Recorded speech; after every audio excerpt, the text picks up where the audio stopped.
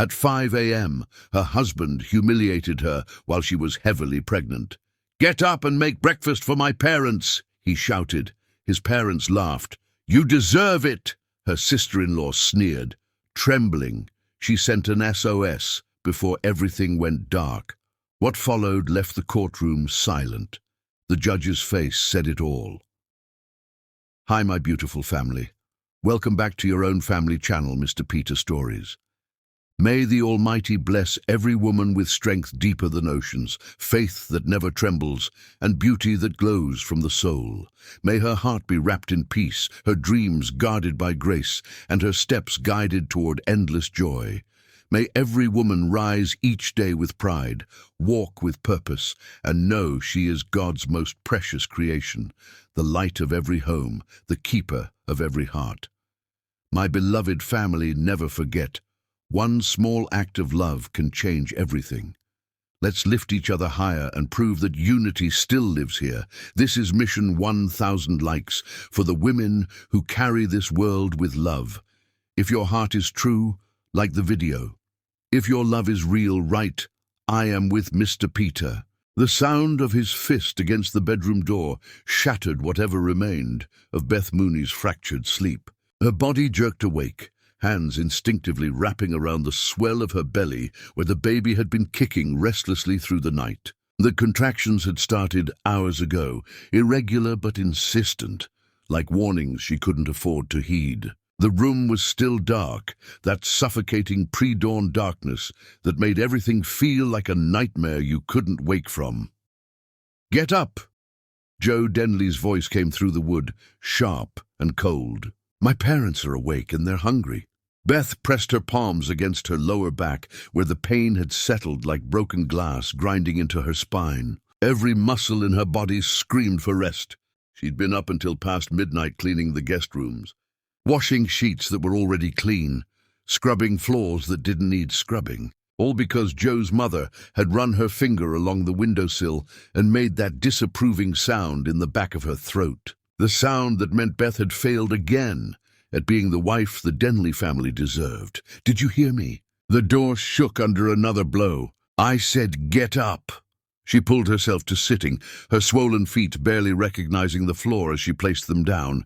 The baby shifted inside her, pressing against ribs that felt like they might crack from the weight of carrying this child, while carrying the burden of this marriage. 3 years. 3 years since she'd stood in a church and promised to love Joe Denley for better or worse, having no idea that worse had depth she couldn't have imagined in her most anxious moments. The door swung open before she could stand. Joe filled the frame, backlit by the hallway light, his face cast in shadows that made him look like a stranger. Except he wasn't a stranger anymore. This was who he'd become. Or perhaps who he'd always been beneath the charm he'd worn during their courtship, like an expensive suit he only brought out for special occasions. "Are you deaf?" He crossed the room in 3 strides, his hand clamped around her upper arm, fingers digging into the bruise he'd left there 2 days earlier when she'd asked if they could cancel his parents' visit. "I have been calling you."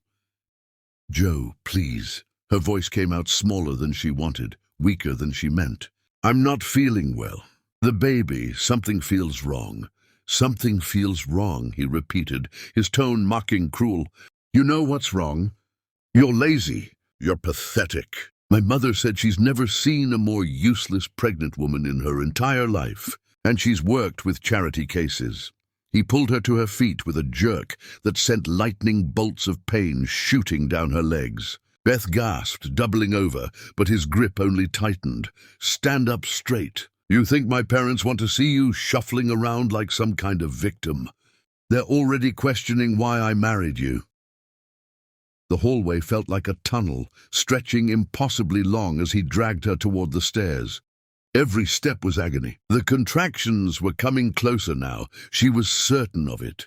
Waves of pressure that built and built until she thought she might break in half. But saying anything would only make it worse. Joe didn't believe in weakness, not in himself, and certainly not in her. The kitchen lights were already blazing when they reached the bottom floor. Joe's mother sat at the head of the table like a queen holding court, her silver hair perfectly styled, despite the early hour. She wore a silk robe that probably cost more than Beth's entire wardrobe, and her expression when she looked at Beth could have frozen fire. "Well," she said, drawing out the word, "look who finally decided to join us." Joe's father stood by the coffee maker, dressed in slacks and a pressed shirt, even though dawn hadn't broken yet. He'd been a judge before retirement, and he still carried that air of absolute authority, as if every room he entered was his courtroom, and everyone in it was subject to his verdict. "Good morning," Beth managed, her hand still pressed against her belly, where the pain was intensifying. "Is it?" Joe's mother raised one perfectly sculpted eyebrow. "I've been awake for over an hour, and I've yet to see any evidence of breakfast preparation." "Joe, darling, did you explain to your wife that we expect to eat before 7? "I explained." Joe released Beth's arm with a slight shove that sent her stumbling against the kitchen counter. "Some people just don't listen." Beth gripped the edge of the granite countertop, trying to steady herself, as another contraction hit. This one was stronger, unmistakable. Her water hadn't broken yet, but she knew, deep in that primal place where mothers always know, that something was very wrong. The baby had stopped moving. That restless kicking that had kept her awake had gone still. "I need to go to the hospital." The words tumbled out before she could stop them. The silence that followed was worse than any shouting. Joe's mother set down her coffee cup with deliberate precision. His father turned from the coffee maker, his expression unreadable. Joe's face went red, a flush that started at his collar and spread upward like spilled wine. "Excuse me?" His mother's voice could have cut diamond. "You need to go to the hospital? Right now? When we have guests in the house?" "The baby," Beth tried to explain, but her voice was shaking. "Something's not right. Please, I think I'm in labor." "You think?" Joe's father spoke for the first time, his voice carrying that judicial tone that turned statements into judgments.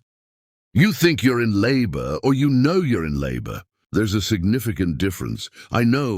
Please, can someone take me?" The laughter started with Joe's mother, a light tinkling sound that might have been pleasant if it wasn't directed at Beth's fear. Joe's father smiled, shaking his head like a teacher disappointed in a particularly dim student. And Joe, her husband, the father of the child she was carrying, looked at her with something beyond contempt. It was disgust. "You're unbelievable," he said. "Do you know that? My parents come to visit, you can't even make them a simple breakfast, and now you're going to fake a medical emergency to get out of your responsibilities." "I'm not faking." Beth's legs were trembling now, barely holding her weight. "Please, Joe, please." "She's putting on quite a performance," his mother observed, examining her manicured nails. "I've seen this before, you know. Women who use pregnancy as an excuse for everything. They think carrying a child means the world should stop spinning for them." Joe's sister appeared in the doorway, drawn by the voices. She was younger than Joe, sharper in a way that had nothing to do with intelligence and everything to do with cruelty. She took in the scene with one sweeping glance and smiled. "What's going on? Is the princess demanding room service?" "The princess," Joe's father said, "apparently thinks she's in labor."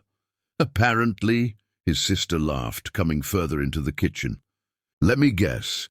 You want us all to drop everything and rush you to the hospital where you'll miraculously feel better the second we arrive." Beth felt something inside her tear, and she didn't know if it was physical or something deeper, some fundamental part of her that had been holding on despite everything finally letting go. She reached for her phone on the counter, but Joe was faster. He snatched it away, holding it above his head like she was a child reaching for a toy. "No," he said simply. "You're not calling anyone. You're not going anywhere. You're going to make breakfast for my family, and then maybe, if you behave yourself, we'll discuss whether you really need medical attention or if you're just being dramatic like usual." "Joe."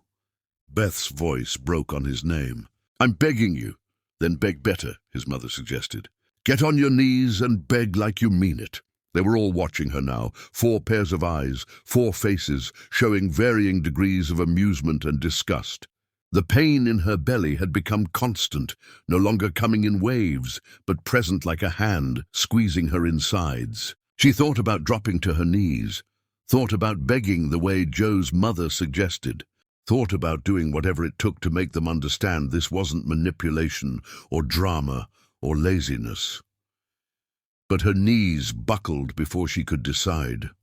Beth grabbed for the counter, missed, and felt herself falling. The tile floor rushed up to meet her, and she had just enough time to turn her body, to protect her belly even as her shoulder took the impact. The crack echoed through the kitchen, bone meeting stone, and for a moment the world went white with pain. She lay there, curled on her side, her hand pressed against her stomach where she still couldn't feel the baby moving. Above her she could hear voices, but they seemed far away, distorted.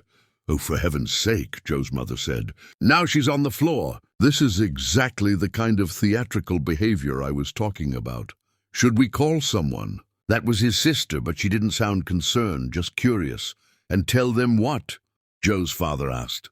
That our daughter-in-law fell down because she's clumsy? Let her lie there until she's ready to stop this nonsense. Beth's fingers found the pocket of her robe. Her old phone was there, the one she'd kept hidden after Joe took away her new one, the one she'd charged in secret outlets and hidden in places he wouldn't look. It was her lifeline, her only connection to the world outside this house. She'd programmed one number into it, just one. Her friend from college who'd stayed in touch even when Beth stopped answering calls, who'd sensed something was wrong even when Beth insisted everything was fine. With fingers that barely worked, slick with sweat or blood or tears, Beth pulled out the phone. She couldn't see the screen clearly. Her vision was blurring at the edges, but she knew where the buttons were. She typed out one word, sent it to the only contact saved, and let the phone slip from her hand to slide under the refrigerator where they wouldn't find it. The word was simple, just 4 letters, but it contained everything she couldn't say out loud. It was surrender and fight all at once. It was the end of one life and the desperate, terrified hope that another life might still be possible. Help.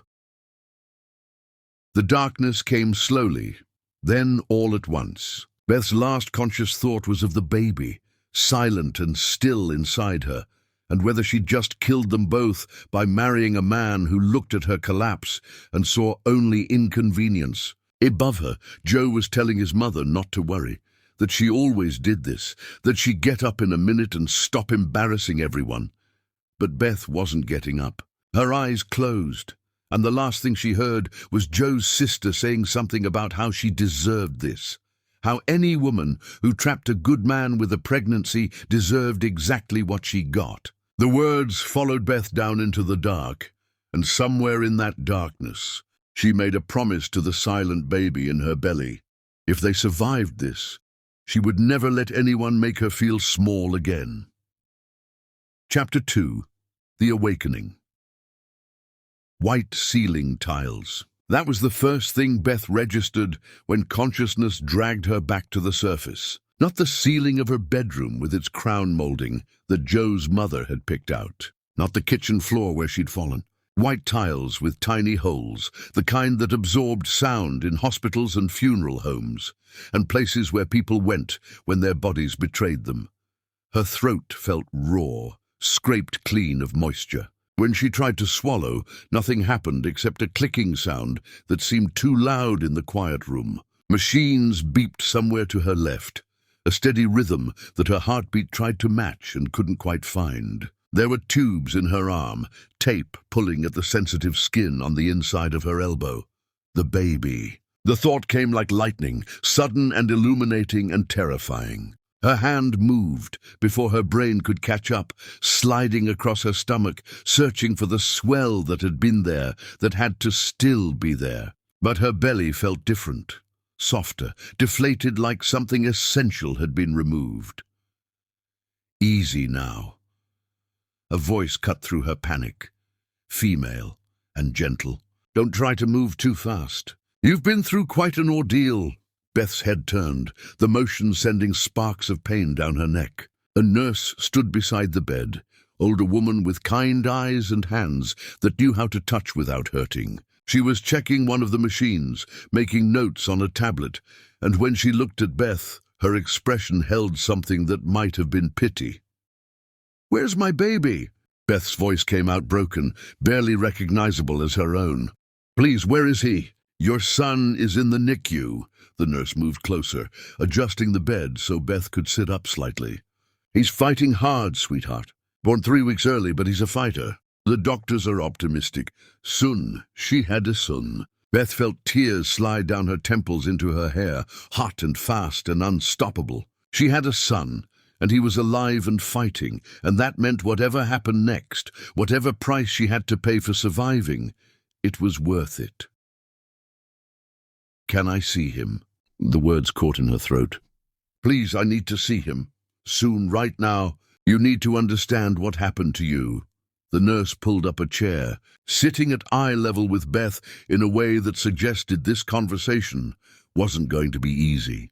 "You suffered something called a placental abruption. Your placenta separated from the wall of your uterus. It's a medical emergency, Beth. You lost a dangerous amount of blood. Another hour, maybe less, and we would have lost both of you. Another hour." Beth thought about lying on that kitchen floor, while Joe's family stood over her discussing whether she was faking. Thought about Joe taking her phone, about his mother suggesting she beg on her knees. An hour might as well have been an eternity when measured against the cruelty of people who should have loved her. "How long have I been here?" "This is your 4th day. You were in surgery for hours, and then you needed time to stabilize. We kept you sedated because your body needed to heal without the stress of consciousness." The nurse paused, choosing her words carefully. "Beth, when you came in, you had extensive bruising. Your shoulder was dislocated from the fall. There were older injuries too, things that made the emergency room doctor ask questions." The door opened before Beth could respond. Joe walked in carrying flowers, expensive ones, the kind that came from the upscale florist downtown and cost more than Beth used to spend on groceries. He dressed in his best suit, the charcoal one that made him look like he belonged in boardrooms and country clubs. His face arranged itself into an expression of concern that might have fooled someone who didn't know him. "Baby." He rushed to the bedside, setting the flowers on the table and reaching for her hand. His grip was firm, just shy of painful, his thumb pressing into the pulse point of her wrist in a way that looked tender but felt like a warning. "Thank God you're awake. I've been so worried." The nurse stood, her expression cooling several degrees. "Mr. Denley, I wasn't aware visiting hours had started. I'm her husband." Joe didn't look at the nurse, his eyes fixed on Beth with an intensity that made her want to sink into the mattress and disappear. "I have every right to be here. Even so, your wife needs rest. Perhaps you could come back later when she's had more time to recover." "I'll decide what my wife needs." Joe's voice stayed pleasant, but something dangerous flickered beneath the surface. "We're family. We need privacy to discuss our son." The nurse hesitated, glancing between them. Beth wanted to scream at her to stay, to not leave her alone with Joe, but the words stuck in her throat like broken glass. The nurse's pager beeped, giving her an excuse to leave, and then Beth was alone with her husband and the expensive flowers that smelled like a funeral. Joe waited until the door closed completely. Then his hand tightened on her wrist until the bones ground together. "What did you tell them?" His voice dropped to a whisper intimate and lethal. "What lies did you spread about our family?" Nothing." "I didn't say anything." Beth tried to pull her hand back, but his grip was iron. "Joe, you're hurting me." "I'm hurting you?" He laughed, a sound with no humor in it. "You have no idea what hurt is. Do you know what you've done? My parents had to deal with paramedics showing up at our house, questions about why we didn't call for help sooner. My father's reputation could be damaged by this. I almost died." The words came out stronger than Beth expected. "Our son almost died because you're weak, because you couldn't handle a simple request to make breakfast." Joe released her wrist, only to lean closer, his breath hot against her face. "You embarrassed me in front of my family. You made them think I can't control my own household. Do you have any idea what that does to a man?" The door opened again. Joe's parents entered like they owned the hospital. his mother carrying a designer bag that probably cost more than Beth's hospital bill. His father followed, his presence filling the room with that judicial authority he wielded like a weapon. They looked at Beth with expressions that suggested they were visiting a particularly disappointing exhibit at a zoo. "Well," Joe's mother said, setting her bag down with careful precision, "you certainly know how to cause a scene." "Mother." Joe stepped back from the bed, his face transforming back into that concerned husband mask. "She just woke up." "Maybe we should give her time." "Time for what?" "To concoct more stories." His father moved to the foot of the bed, hands clasped behind his back. "The nurses have been asking questions, Beth. Uncomfortable questions about bruising and injuries that don't quite match up with a simple fall." Beth's heart hammered against her ribs. "I don't know what you mean." "Don't play stupid, it doesn't suit you." Joe's mother settled into the chair the nurse had vacated. "We know you've been painting yourself as some kind of victim. It's a common tactic among women who can't handle the responsibilities of marriage. I want to see my son." Beth's voice shook but held. "Where is he? When can I hold him?"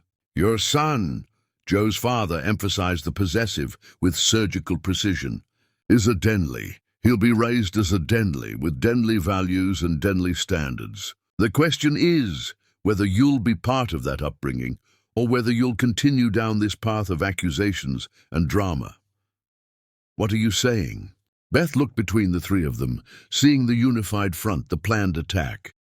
"Are you threatening me?" "Threatening?" Joe's mother laughed, that same tinkling sound from the kitchen. "Sweetheart, we don't make threats. We make observations, and what we observe is a woman with no family, no money, no resources of her own, who has just given birth to our grandson. A woman who could very easily be deemed unfit if the right questions were asked, the right evidence presented." "You nearly killed that baby with your carelessness," his father added. "That's documented.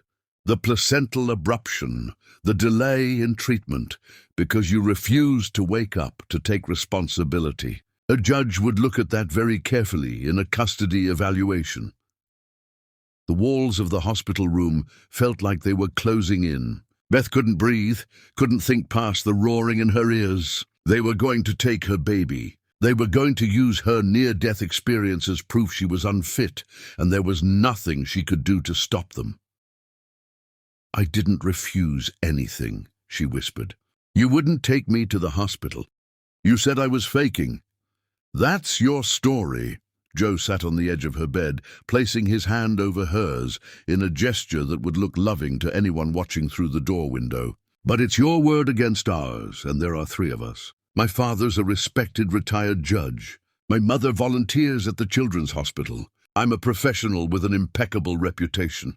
And you're a woman with no job, no education beyond high school, no connections. Who do you think people will believe?" Beth wanted to fight back, wanted to scream that she'd told the truth, that she had proof. But what proof did she have? The phone under the refrigerator that might have been found and destroyed by now. A text message to a friend who might not have even believed her.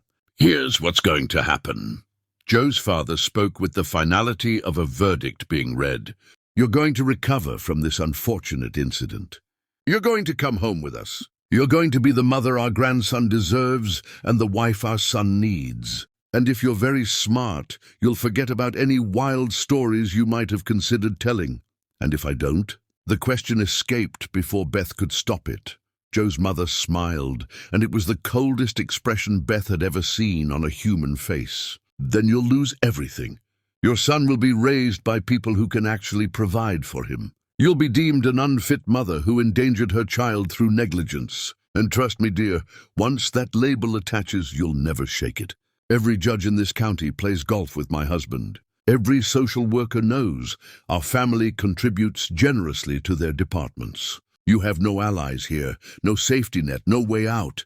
The machines beside Beth's bed beeped faster, tracking her rising panic. Joe squeezed her hand hard enough to leave marks, his smile never wavering.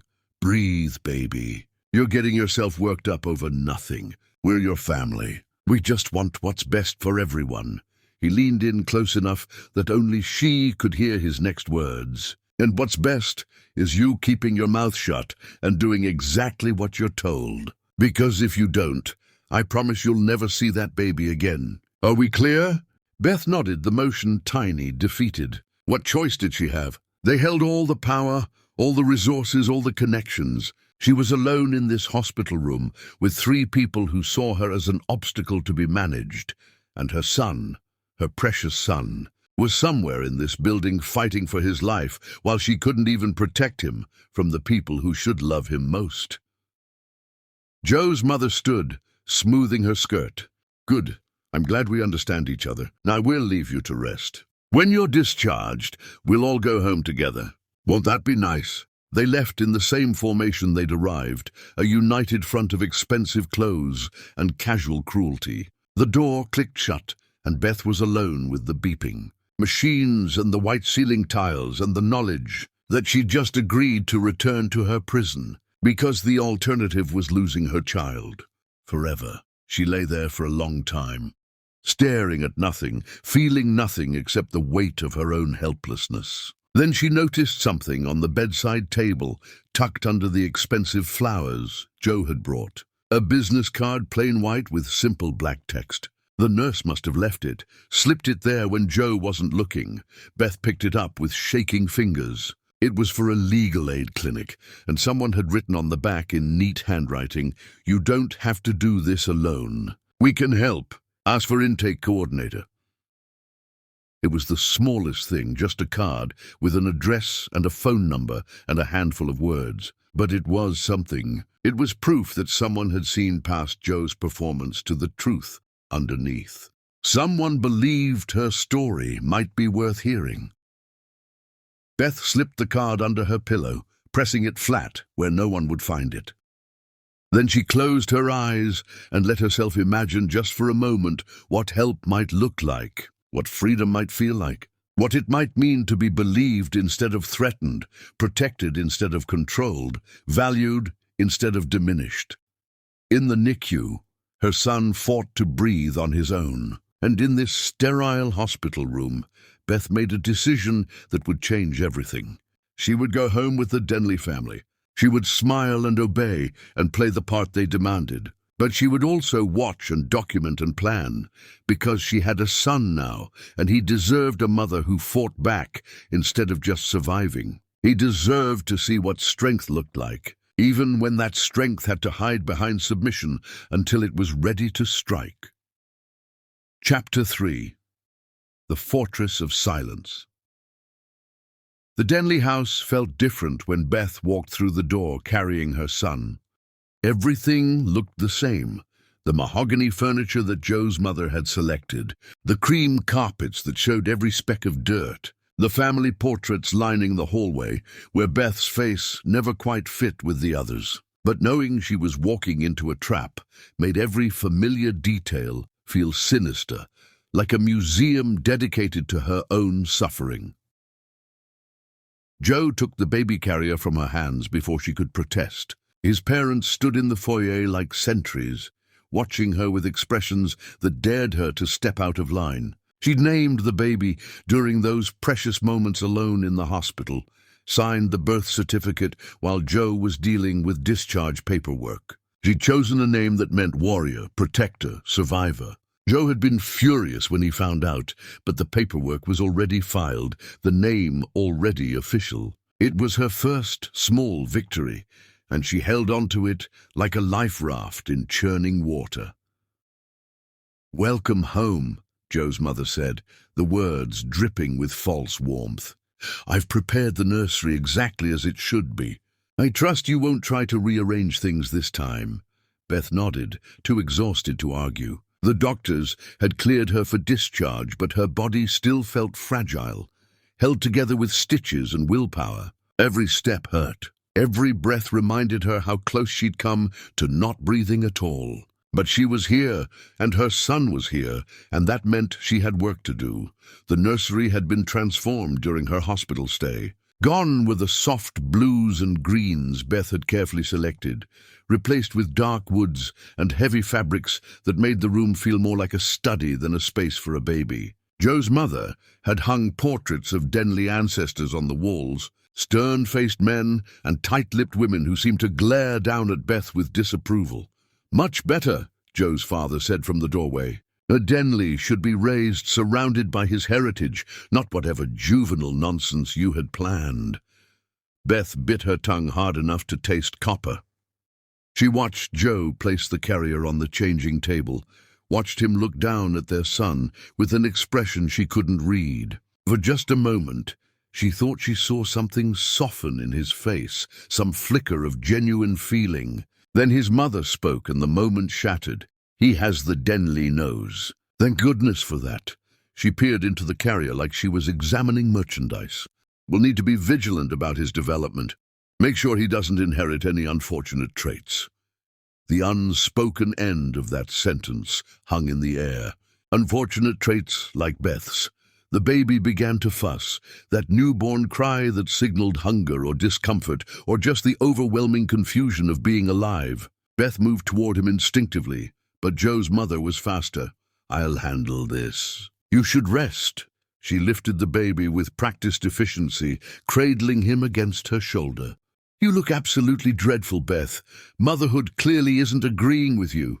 I just got out of the hospital." Beth's hands clenched at her sides.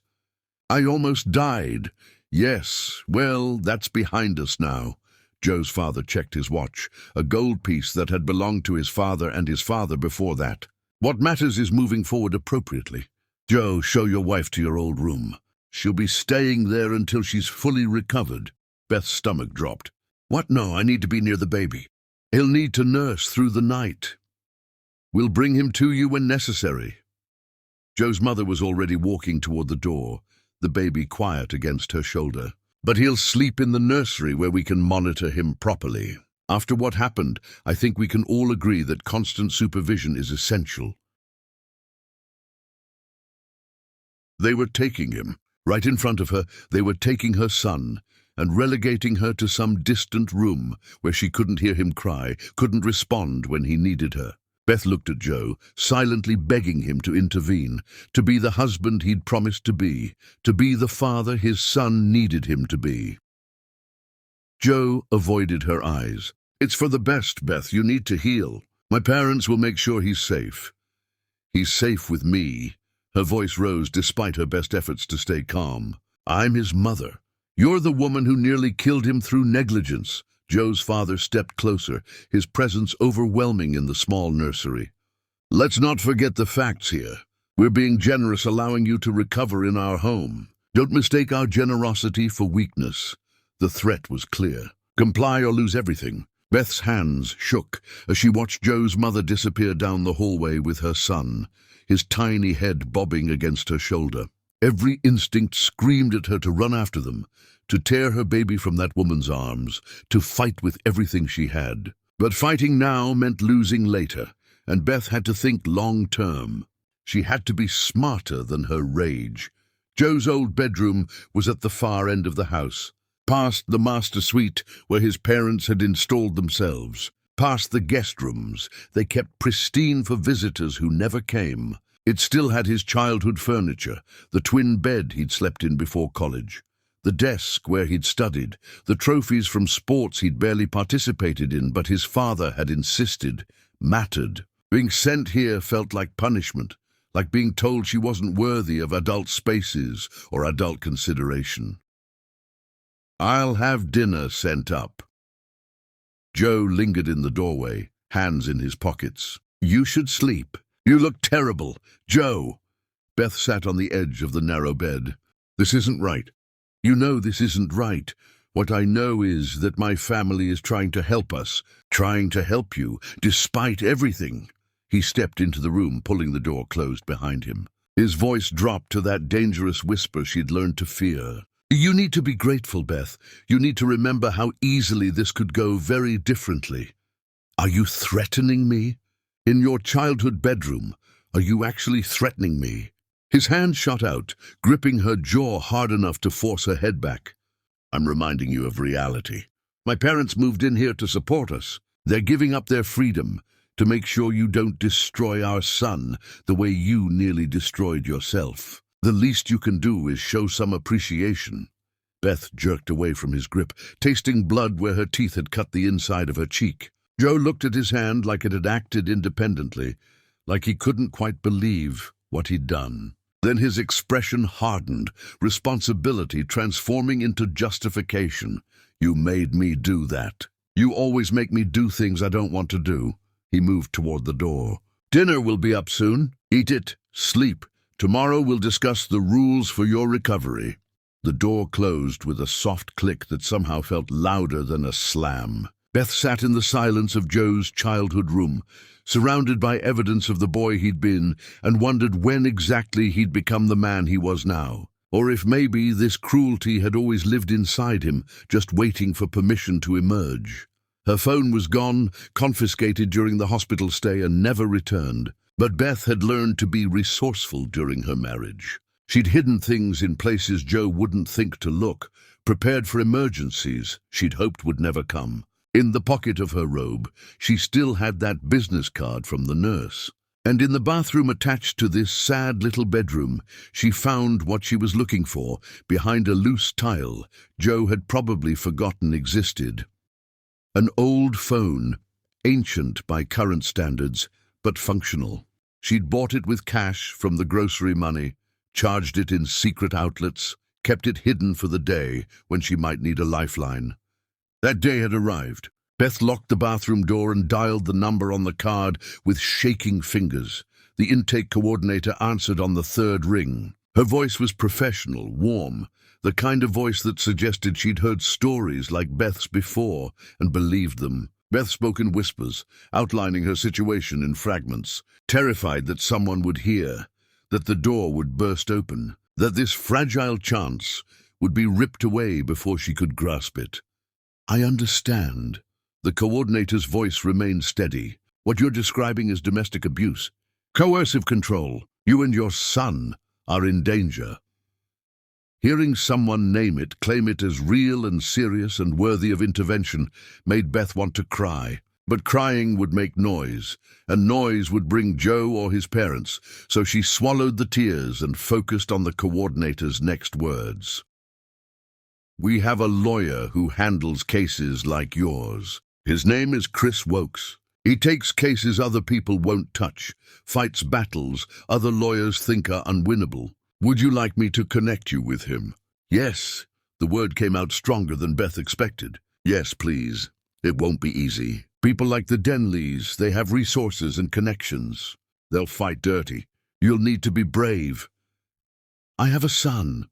Beth looked at her reflection in the bathroom mirror, barely recognizing the exhausted woman staring back. Brave is the only option left.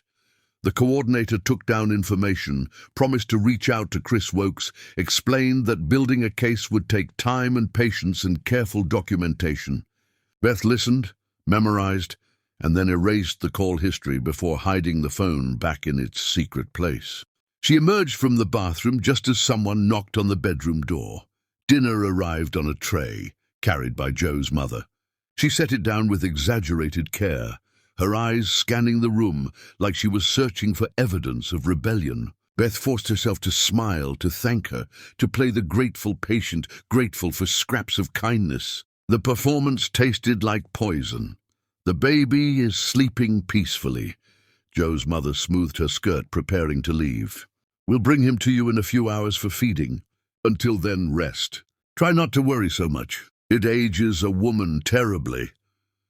Beth waited until the footsteps faded completely before approaching the tray. The food looked fine, probably was fine, but she couldn't bring herself to eat it. Instead, she went to the window and looked out at the manicured lawn, the tall fence that surrounded the property, the locked gate at the end of the driveway. The Denley house had always felt like a cage. Now she could see the bars.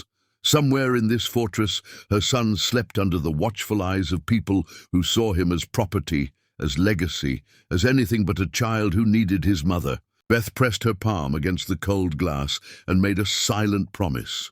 She would document everything. She would be patient.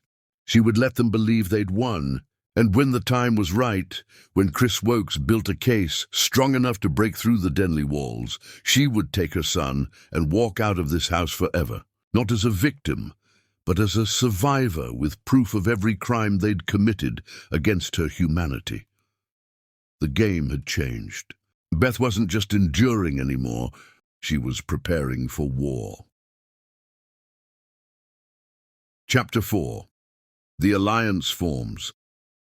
6 months transformed Beth's prison into something more calculated, more deliberate.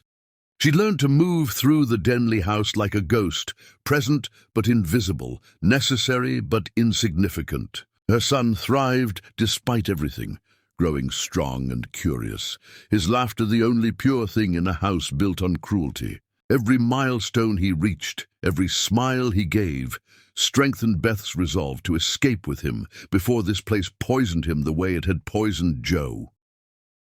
The documentation had become her obsession. Photos of bruises taken in bathroom mirrors with her hidden phone, voice recordings of arguments saved in encrypted folders, text messages from Joe dripping with contempt, screenshots preserved before he could delete them.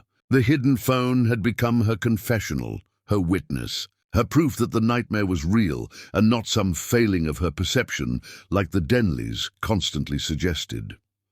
Joe's behavior had evolved into something more insidious than simple violence. He brought women to the house now, parading them through the kitchen where Beth prepared meals, introducing them as colleagues or friends while his parents nodded approval. His mother would comment on how pretty they were, how accomplished, how much more suitable for a Denley than some nobody with nothing to offer. The humiliation was intentional, designed to break whatever remained of Beth's spirit. "This is Amanda," Joe announced one evening, his arm around a blonde woman in expensive clothes. "She's a partner at the firm. We've been working closely together." Beth looked up from the vegetables she was chopping. Amanda had the decency to look uncomfortable, her eyes darting between Joe and Beth like she was trying to solve a puzzle. Joe's mother swept into the kitchen, all warm smiles for the other woman. "How lovely to meet you. Joe has mentioned you so many times." She shot Beth a pointed look. "It's nice to see him spending time with people on his level." The knife in Beth's hand felt heavy, dangerous. She set it down carefully, wiping her hands on a towel while her heart hammered against her ribs. This was a test, she realized. They wanted her to react, to explode, to give them ammunition for their inevitable custody fight. Instead, she smiled. "Dinner will be ready soon. I hope you'll stay, Amanda." The disappointment on Joe's face was almost worth the effort it took to remain calm. He'd wanted a scene, wanted tears or accusations or anything that would prove Beth was unstable. Her composure threw him off balance, and he recovered by pulling Amanda closer, kissing her in front of his wife like it was the most natural thing in the world. Beth turned back to her vegetables and counted silently to 100. Behind her, she could hear Joe's mother offering Amanda wine, his father joining the conversation with anecdotes designed to showcase the family's importance. Nobody asked if Beth wanted wine. Nobody asked her anything at all. That night, after everyone had gone to bed, Beth made her move. She'd been planning it for weeks, waiting for the right moment. The legal aid clinic had connected her with Chris Wokes, and they'd been communicating through carefully timed calls when Beth could guarantee privacy. He'd explained that she needed to leave, that staying gave the Denleys more ammunition to paint her as complicit in their control. But leaving required resources she didn't have. Chris had arranged emergency housing at a domestic violence shelter. He'd filed preliminary paperwork for custody and restraining orders. All Beth had to do was walk out the door with her son and trust that the system would protect her. It was terrifying and necessary in equal measure. She moved through the dark house like a thief, gathering the few things that mattered. Her son slept in the carrier strapped to her chest, warm and trusting against her heartbeat. The documents she'd hidden in various locations went into a small bag. The phone with all its evidence stayed charged and ready. At the front door, Beth paused, looking back at the house that had been her prison. Then she stepped into the night and didn't look back again. The shelter was across town, a nondescript building with security doors and kind-eyed staff who'd seen women arrive in worse condition than Beth. They gave her a small room with a crib, food that she didn't have to cook, and the first genuine kindness she'd experienced in months. Beth cried that first night, holding her son while he slept, letting herself feel the terror and relief of having finally escaped. Chris Wokes arrived the next morning. He was younger than she'd expected, intense in a way that suggested he took cases personally. He sat across from Beth in the shelter's common room and listened while she told her story without interruption, without judgment, without suggesting that maybe she'd misunderstood or overreacted. "What they did to you is criminal," he said when she finished. "The assault, the coercion, the deliberate delay in getting you medical care. We're going to make them answer for all of it. They said nobody would believe me. Joe's father knows every judge in the county. Then we'll find the ones he doesn't know. We'll make so much noise they can't ignore us." Chris pulled out a tablet, beginning to take notes. "I need you to tell me everything again, every detail you can remember. Dates if you have them, but if not, we'll work with what you've got. The recordings and photos you mentioned, those are gold." "Can I see them?" Beth showed him everything. Hours passed, while Chris reviewed the evidence, his expression growing darker with each new revelation. When he finally looked up, there was something fierce in his eyes that made Beth believe, for the first time, that winning might be possible. "They're going to fight dirty," he warned. "They'll paint you as unstable, vindictive, a kidnapper who stole their grandson. Joe's father will use every connection he has. Are you prepared for that?" "I'm prepared to do whatever it takes to keep my son safe." "Good, because we're going to war." The emergency restraining order hearing happened faster than Beth expected. Chris had filed with a judge outside Joe's father's social circle, a woman with a reputation for taking domestic violence cases seriously. They sat in a small courtroom, Beth holding her son while Chris presented the evidence methodically, building a case with the precision of someone who'd done this many times before.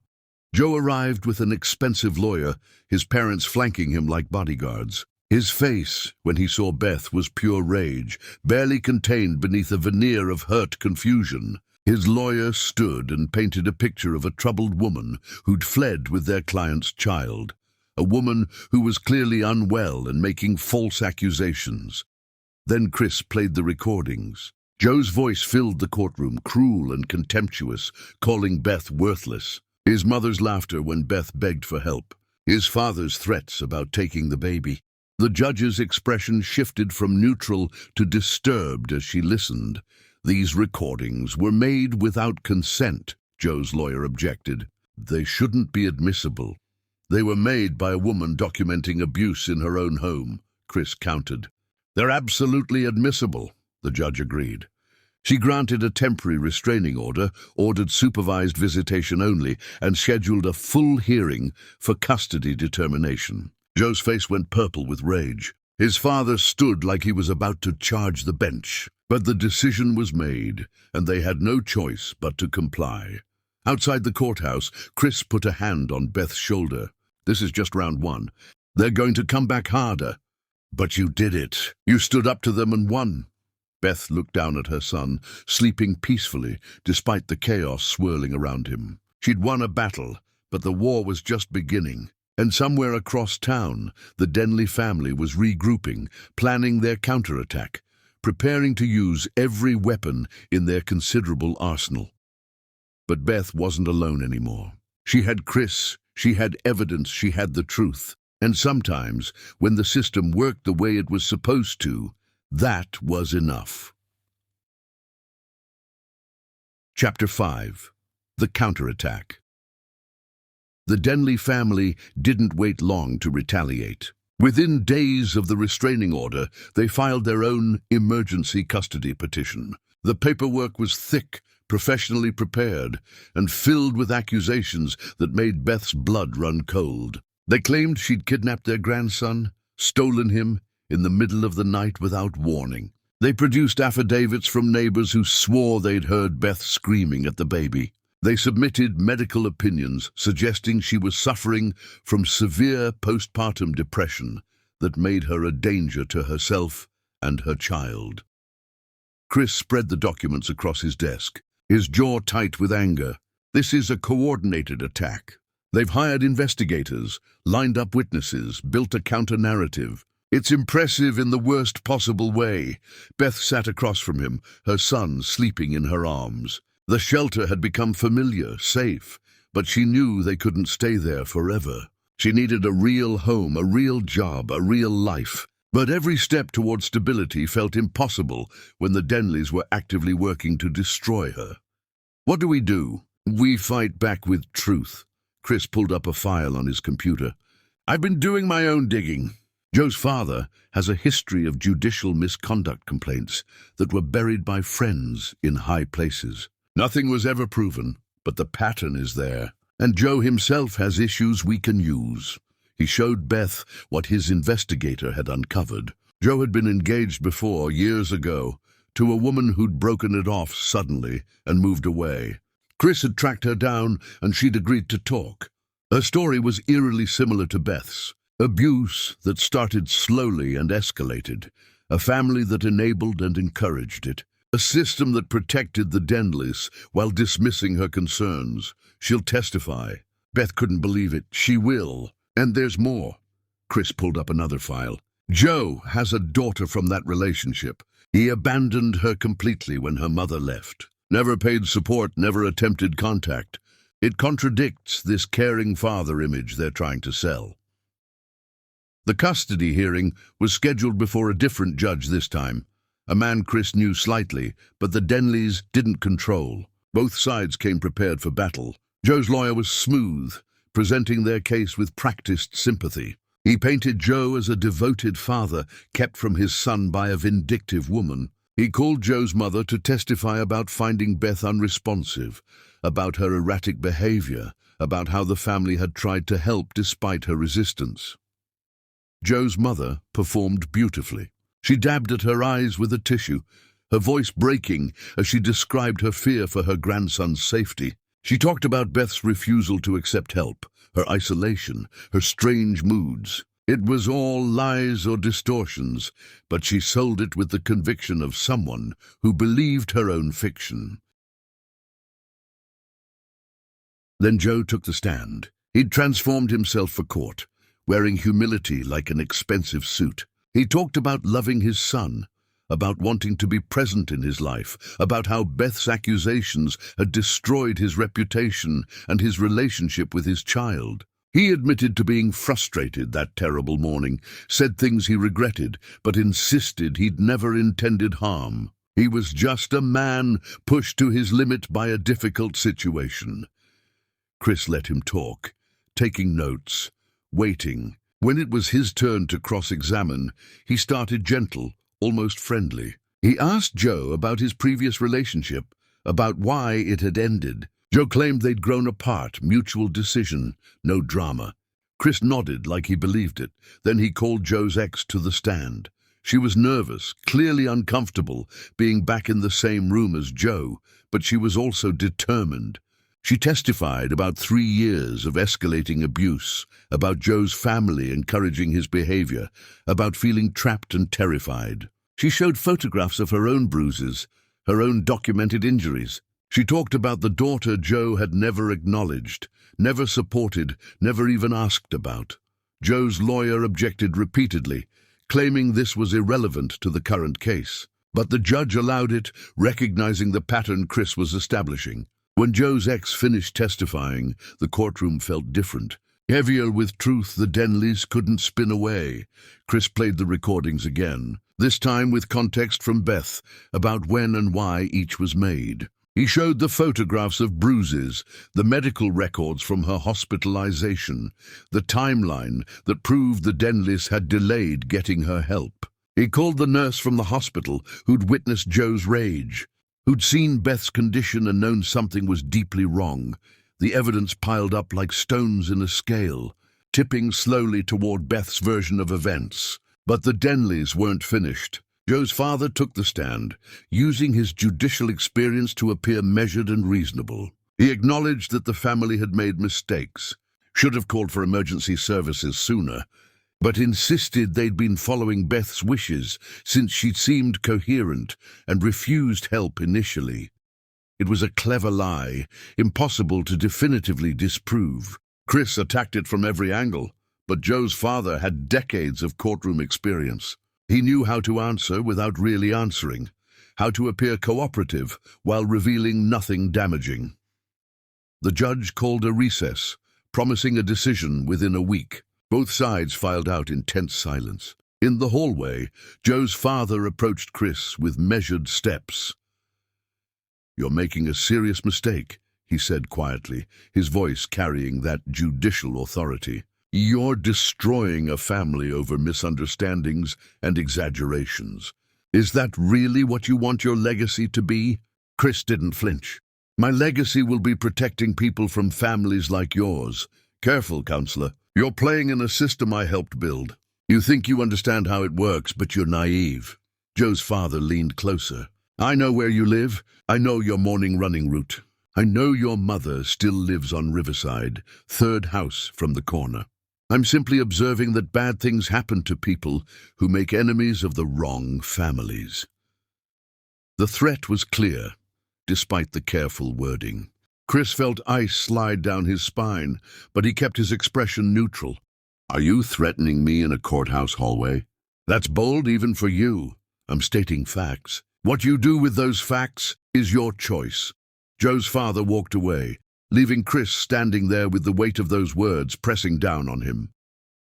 That night, Chris called Beth from his office. He told her about the threat without sugarcoating it. She had the right to know what they were facing, what kind of people would stop at nothing to win. "I can find you another lawyer," he offered. "Someone the Denleys can't intimidate." "No," Beth's voice was firm. "You believed me when nobody else would. We finish this together." Chris felt something shift in his chest, respect mixing with determination. "Then we go harder. No more playing defense. We investigate every corner of their lives until we find something that breaks them." He hired a better investigator, someone with connections in financial crimes. Within days, they had something explosive. The Denley family had been hiding money in offshore accounts, avoiding taxes for years. Joe's father had used his position to protect wealthy friends from scrutiny in exchange for favors and contributions to accounts his wife controlled. It was a web of corruption that had stayed hidden because nobody had looked hard enough. But the financial crimes were just the beginning. The investigator found more. Patterns of the Denleys using their influence to hurt anyone who crossed them.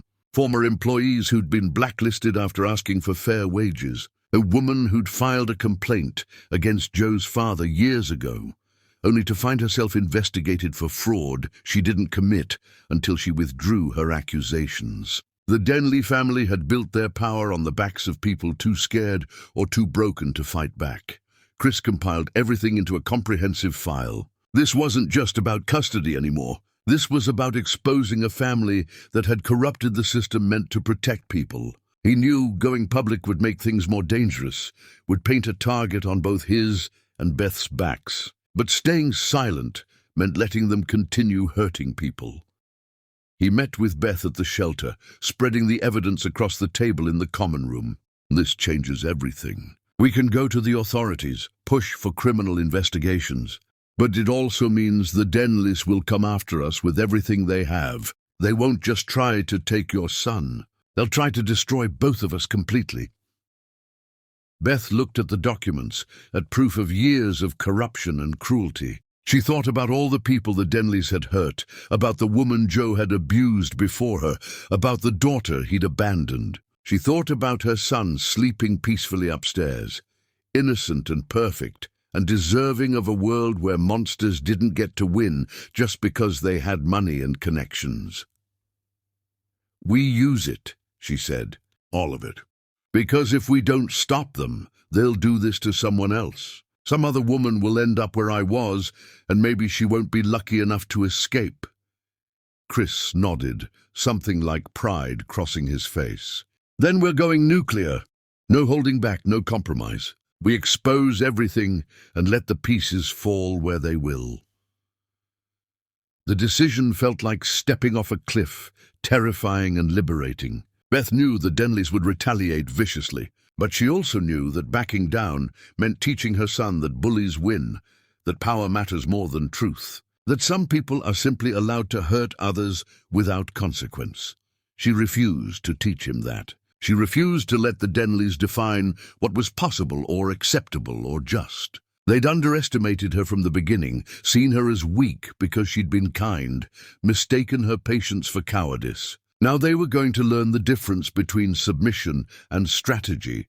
Chris began filing formal complaints with judicial oversight boards, sending evidence to financial crimes investigators, building a case that went far beyond simple custody. The media caught wind of it. A retired judge accused of decades of corruption, a prominent family with secrets buried in offshore accounts. Reporters started calling, digging, asking questions the Denleys couldn't simply dismiss. Joe's father's carefully constructed reputation began to crack. Former colleagues distanced themselves. The country club where he held court suddenly had scheduling conflicts when he tried to book tea times. His power had always depended on perception, on everyone believing the Denleys were untouchable. Once that perception crumbled, his influence crumbled with it. But cornered animals are dangerous, and the Denleys were cornered now. Joe started showing up places he shouldn't be, following Beth when she left the shelter for appointments, calling from blocked numbers at all hours. He was careful never to technically violate the restraining order, but his presence was a constant threat, a reminder that he was watching and waiting for her to slip up. Chris arranged for better security. Escorts to and from court appearances, cameras monitoring the shelter entrance. But he knew it wasn't enough. The Denleys were escalating, becoming more reckless as their world fell apart. Something was going to break, and when it did, someone would get hurt. The custody verdict came down on a grey morning that matched Beth's mood. The judge had reviewed everything, considered all the evidence, weighed the testimony from both sides. His decision was careful, measured, designed to protect the child while acknowledging the complexity of the situation. He granted Beth primary custody with supervised visitation for Joe, but only after Joe completed extensive counseling and anger management programs. He ordered a full investigation into the allegations of abuse and the family's financial irregularities. He made it clear that any violation of the custody arrangement or any harassment of Beth would result in immediate termination of Joe's parental rights. It wasn't everything Beth had hoped for, but it was survival. It was her son staying with her, safe from the Denleys' direct control. It was validation that her story mattered, that abuse had consequences even for powerful families. Outside the courthouse, reporters swarmed them with questions. Chris handled most of it, but Beth made one brief statement. She said she hoped her case would make it easier for the next woman, that she'd fought not just for herself, but for everyone the Denleys had silenced over the years. Joe stood across the courthouse steps with his parents, their faces masks of barely contained fury. His father caught Chris's eye and smiled, cold and promising. The message was clear: this wasn't over. Not by a long shot. Chapter 6, The Escalation. The attacks came from directions Beth hadn't anticipated. Joe's father filed a formal complaint with the State Bar Association against Chris, claiming he'd engaged in witness tampering and manufactured evidence. The allegations were absurd, easily disproven, but the investigation itself was the punishment. Chris had to spend hours defending his conduct, providing documentation, answering questions that shouldn't have needed answering. His other cases suffered. His reputation took hits in legal circles, where Joe's father still had influence. "They're trying to destroy you because of me," Beth said when Chris told her about the bar complaint. They sat in his office, her son playing with blocks on the floor between them. "They're trying to destroy me because I exposed them." "That's different." Chris rubbed his temples, exhaustion evident in every line of his face. "But I won't lie, it's working." I've lost 3 clients this week who suddenly decided they'd rather go with other representation. People are scared to associate with me. Beth felt guilt settle like stones in her stomach. Chris had sacrificed so much to help her, and now he was paying the price. Maybe I should back off, accept the custody arrangement and stop pushing. Absolutely not. Chris leaned forward, his intensity cutting through her doubt. That's exactly what they want. They want you scared and compliant. We're not giving them that satisfaction, but the pressure continued mounting from every direction. Beth's hours at the bookstore were cut again, the owner awkwardly explaining that business was slow and he couldn't afford full staff. Beth suspected Joe's mother had been spreading poison in the community, turning people against her with carefully crafted lies. She was running out of money, running out of options, running out of time.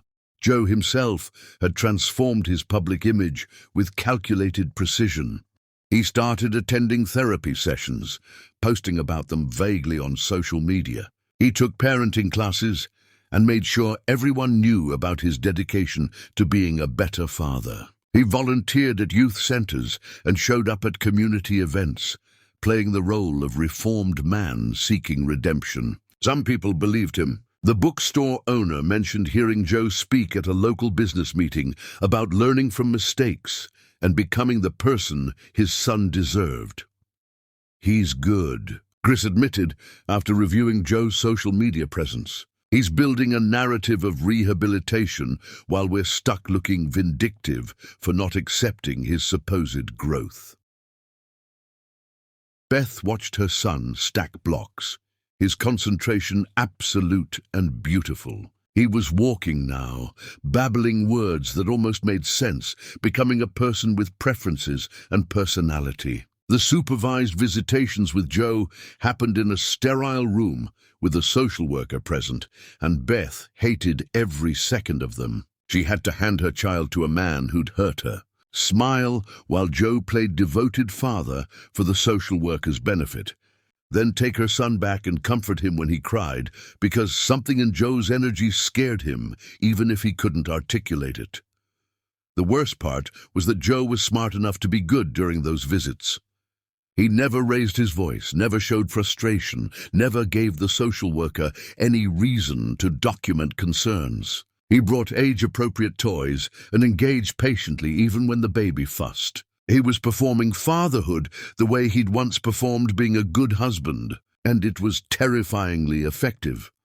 He's going to ask for unsupervised visits, Beth said, after one particularly difficult exchange. I can feel it. He's building a case that he's changed. Chris nodded grimly. His lawyer already filed the motion. Hearing is scheduled for next month. Beth felt panic rise in her throat. Unsupervised visits meant Joe could take her son anywhere, do anything, and she'd have no way to protect him. The restraining order only covered her, not their child. She tried to articulate her fears to Chris, but they came out jumbled and desperate. We'll fight it. We have the history, the recordings, the pattern of abuse. One judge already recognized it. We'll make the next one see it too. But even Chris sounded less certain than before. The Denleys were grinding them down, using their resources to outlast Beth's capacity to fight. Then Joe's mother made her move. She started a whisper campaign that was subtle and devastating. She joined a local mothers group, positioned herself as a concerned grandmother, worried about her grandson's well-being. She never said anything directly actionable, just expressed concerns about Beth's mental state, her isolation, her struggles with employment. She framed it all with sympathy, painting herself as desperate to help a troubled daughter-in-law who kept refusing support. The mothers in the group, decent women who genuinely cared about child welfare, started looking at Beth differently when she brought her son to the park. They didn't approach her anymore. They pulled their children away when he tried to play with them. Beth found herself increasingly isolated, cut off from the community resources she desperately needed.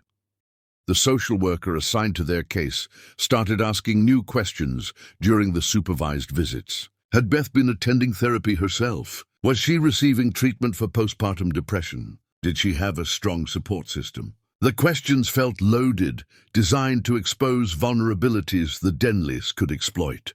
Beth answered honestly, which meant admitting she couldn't afford therapy, and her support system consisted mainly of Chris and the shelter staff. "They're building a case that you're isolated and unstable," Chris explained after the social worker filed her latest report.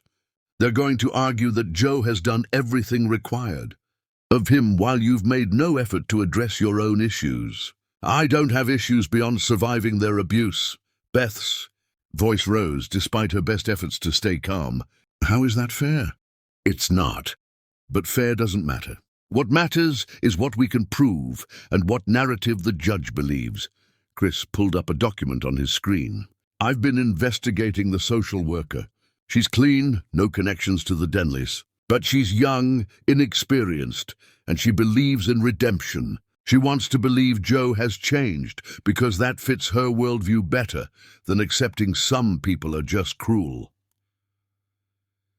Beth felt the walls closing in. Every avenue of defense seemed blocked. The Denleys had money for lawyers and investigators and therapists who'd say whatever they were paid to say.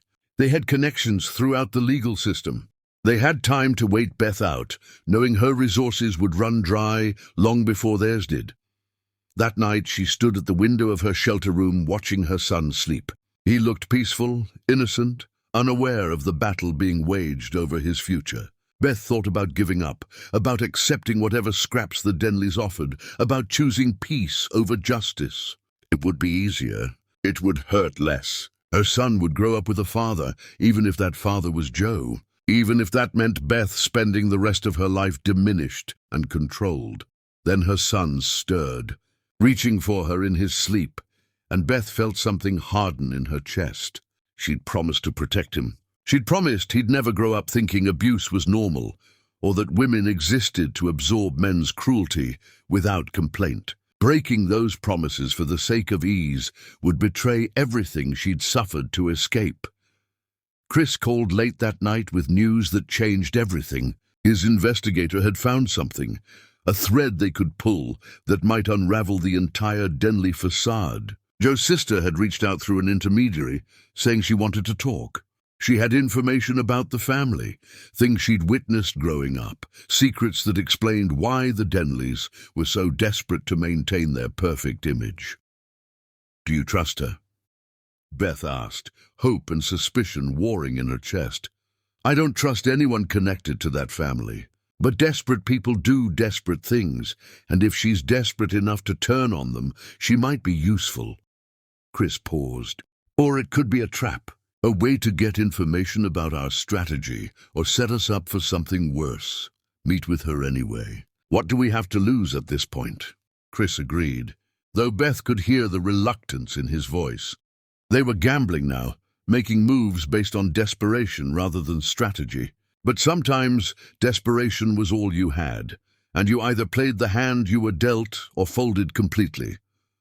The meeting was set for the following week. In the meantime, Beth had to survive another supervised visit, another performance of normalcy while Joe played doting father, and she bit her tongue bloody to keep from screaming the truth nobody seemed willing to hear anymore. Chapter 7. The Revelation.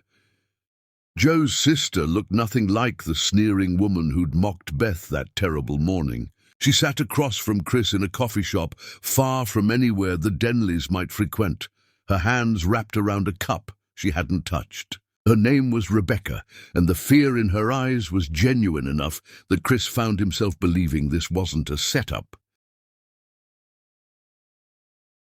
"I need to get out," she said without preamble. "My father controls everything. My money, my apartment, even my job at the family firm. I'm 30 years old, and I have nothing that's actually mine." Chris studied her carefully. "Why now?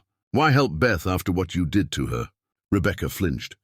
"Because I've been where she is. Not with a husband, but with my father. He's been hitting me since I was old enough to disappoint him, which was basically always. My mother knows and doesn't care. Joe learned everything he knows about hurting women from watching our father." She pulled up her sleeve, showing bruises in various stages of healing. Then she showed Chris something more valuable, photos on her phone of documents she'd copied from her father's office. Financial records showing the offshore accounts, the bribes disguised as consulting fees, the web of corruption that funded the Denley lifestyle. She had emails where her father discussed getting judges to rule certain ways in exchange for campaign contributions. She had recordings of conversations where he coached Joe on how to manipulate the custody evaluations. "This is explosive," Chris said, scrolling through the evidence. "Why give it to me instead of going to the authorities yourself?" "Because he'll destroy me if he knows I betrayed him. But if it comes out through Beth's case, I can claim ignorance. I can say I had no idea what was in those files." Rebecca finally took a sip of coffee, her hands shaking.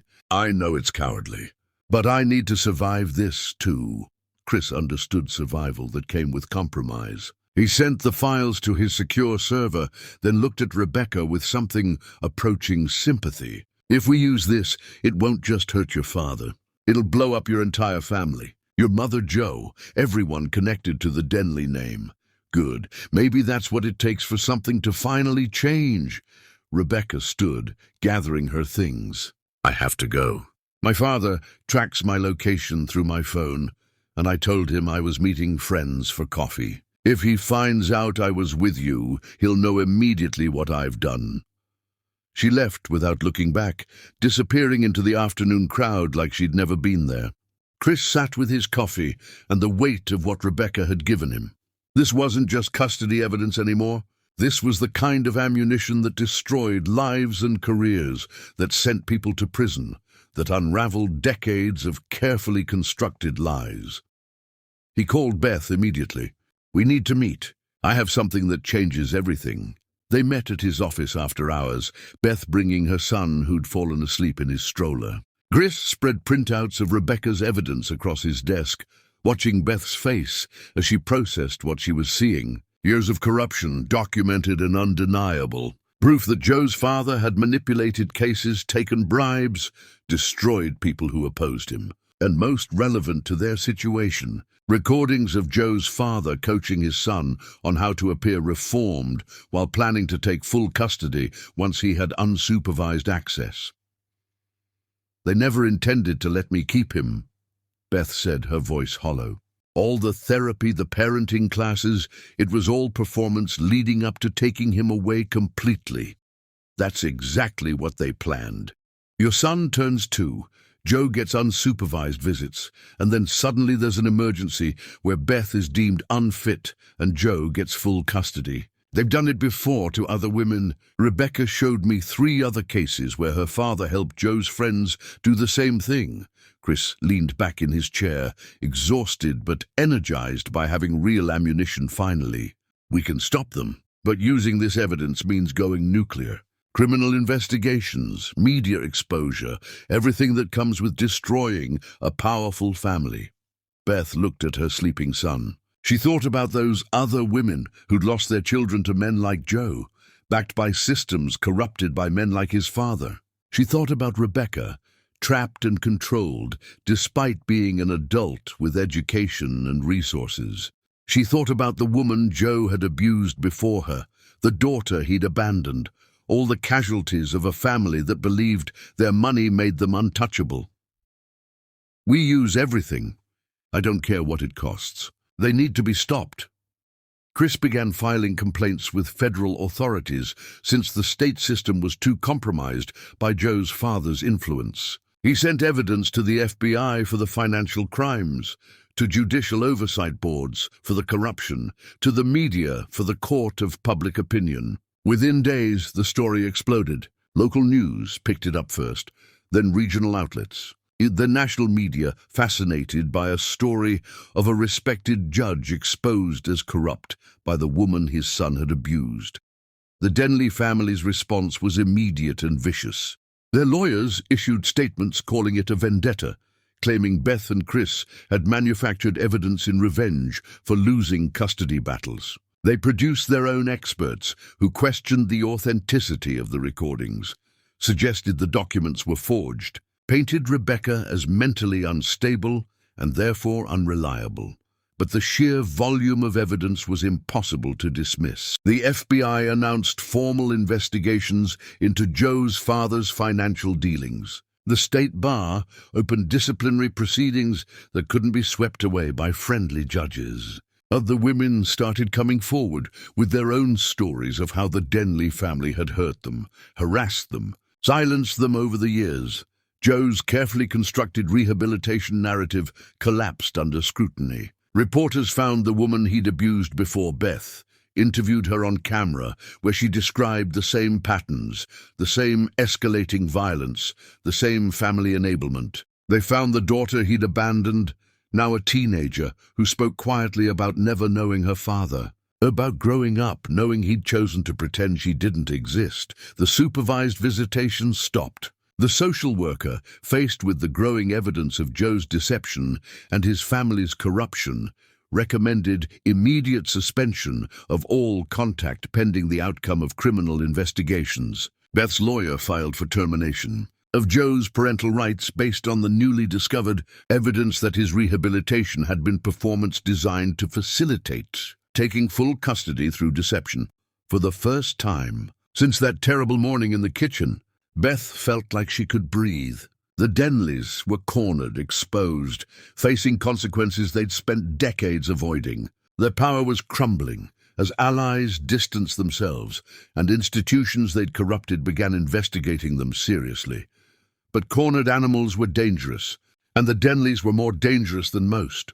Joe's father lost his membership at the country club where he'd held court for years. His cases were being reviewed, his decisions questioned, his entire legacy examined under harsh light. Joe lost his position at the law firm, not fired officially, but encouraged to resign while they investigated his conduct. His mother found herself unwelcome at charity events where she'd once been celebrated. The family fortress was crumbling, and they had nowhere to direct their rage except at the woman who'd exposed them.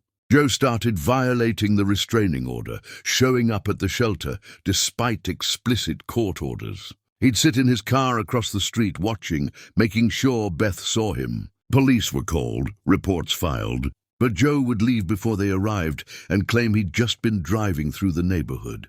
His calls came at all hours from disposable phones that couldn't be traced. He never threatened directly, just breathed into the phone or played recordings of their son crying from those supervised visits. Psychological warfare designed to break Beth's spirit, to make her understand that even diminished and exposed, the Denleys could still hurt her. Chris arranged for Beth to move to a different shelter, one with better security and a confidential location. He hired a security consultant to teach her awareness, how to vary her routes, how to recognize if she was being followed. The custody case had become something darker, more dangerous, and Chris worried constantly about what Joe might do as his world continued collapsing. The hearing for termination of parental rights was scheduled, but Chris knew getting there safely was the real challenge. Joe had nothing left to lose, his reputation destroyed, his career over, his family legacy ruined. Men with nothing to lose made desperate choices, and Joe had already proven he was capable of violence when his control was threatened. "Maybe we should back off," Beth said one evening, watching the news coverage of the FBI raiding the Denley family offices. "We've won. My son is safe. Maybe pushing for termination of rights is too much. Backing off now doesn't make you safer. It makes you a target without resolution." Chris had seen this pattern before, victims who got close to real justice and then pulled back out of fear or exhaustion.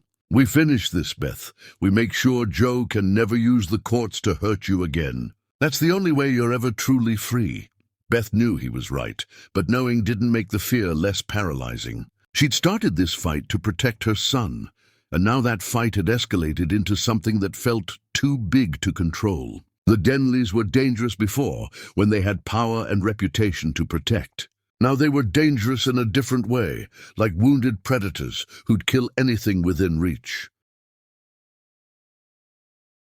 That night, Beth held her son close while he slept, breathing in his baby smell, feeling his heartbeat against her chest. She'd come so far from that morning on the kitchen floor, from the woman who'd been too terrified to fight back. She'd found her voice, her strength, her refusal to accept that some people were simply allowed to hurt others without consequence. Stopping now would betray everything she'd suffered to get this far, so she wouldn't stop. She'd see it through to the end, whatever that end looked like, and trust that truth was stronger than the Denleys' capacity for cruelty. Chapter 8. The Trial of Truths.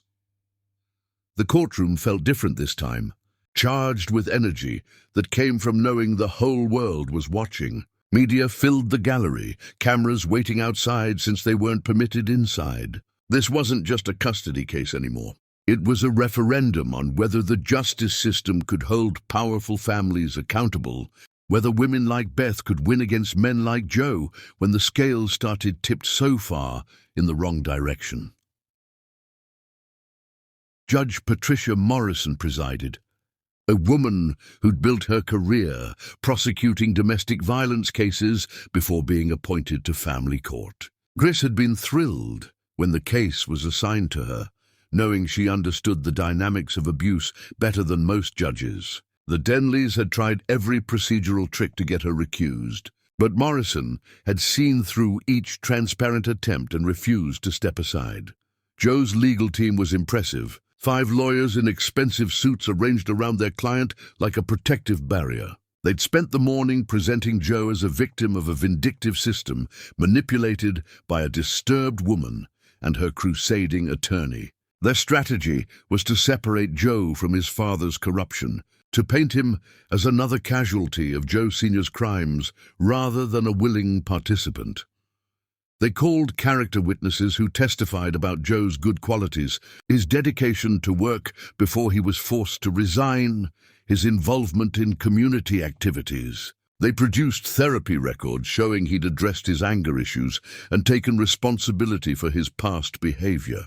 They even had Joe's ex-girlfriend recant parts of her testimony, claiming she'd exaggerated certain incidents because Chris had pressured her.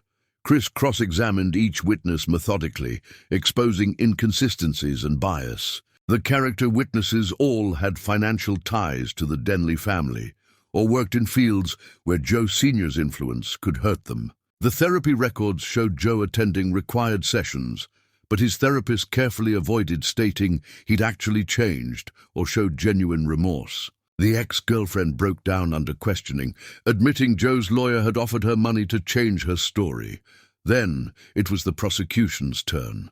Chris called Beth to the stand first, walking her through the entire history of abuse, from the first time Joe had grabbed her arm hard enough to bruise through that terrible morning when she'd collapsed on the kitchen floor. Beth spoke clearly, without drama or embellishment, letting the facts speak for themselves. She described the systematic degradation, the isolation, the way Joe's family had enabled and encouraged his cruelty.